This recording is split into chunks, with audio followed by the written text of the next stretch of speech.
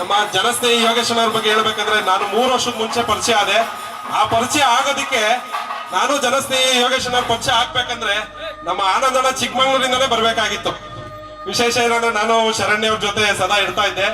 ಹಾಗಾಗಿ ಅಣ್ಣ ಯಾರು ಜನಸ್ನೇಹಿ ಯೋಗೇಶ್ ಅವ್ರು ನೋಡ್ಬೇಕಲ್ಲ, ಮೀಟ್ ಮಾಡ್ಬೇಕಲ್ಲ ಅಂತ ಹೇಳಿದಾಗ ಅವರು ಕರ್ಕೊಂಡ್ 3 ವರ್ಷದ ಮುಂಚೆ ನನ್ ಪರಿಚಯ ಮಾಡಿದ್ರು. ನಾನ್ ಪರಿಚಯ ಆಗಿ ಒಂದ್ 2-3 ದಿವಸ ಅವ್ರ ಜೊತೆ ಸೋಷಿಯಲ್ ಮೀಡಿಯಾದಲ್ಲಿ ಹಂಚ್ಕೊಂಡಾಗ ಸುಮಾರು ಜನ ನಮ್ಗೆ ಏನ್ ಯೋಗೇಶತೆ ಇದೆಯಾ ಹಾಗೆ ಹೀಗೆ ಅಂತ ಸ್ವಲ್ಪ ಬ್ಯಾಡ್ ಕಮೆಂಟ್ಸ್ ಹೇಳಿದ್ರು.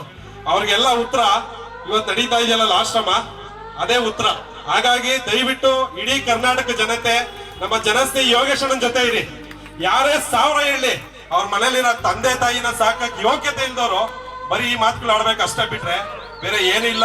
ನಾನು ಯೋಗೇಶನಿಗೆ ಇವತ್ತು ಹೇಳ್ತಾ ಇದೀನಿ, ನಿನ್ ಜೊತೆ ನೀನ್ ಒಳ್ಳೆ ತರ ನಡೀತಾ ಇದೆಯಾ, ನಾನ್ ನಿಮ್ ಜೊತೆ ಸದಾ ಇರ್ತೀವಿ. ಮತ್ತೆ ಇಡೀ ಕರ್ನಾಟಕ ಜನತೆ ಯಾರ್ಯಾರು ಒಳ್ಳೆಯವರು ಅಂತ ಇದಾರೆ ಅವ್ರೆಲ್ರು ನಿಮ್ ಜೊತೆ ಇರ್ತಾರೆ.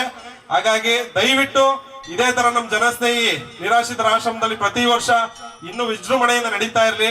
ಅದೇ ರೀತಿ ನಮ್ ಸಹಕಾರ ಖಂಡಿತವಾಗ್ಲೂ ನಿಮ್ಗಿರುತ್ತೆ ಅಂತ ಹೇಳ್ತಾ ಇದೀನಿ. ಧನ್ಯವಾದಗಳು.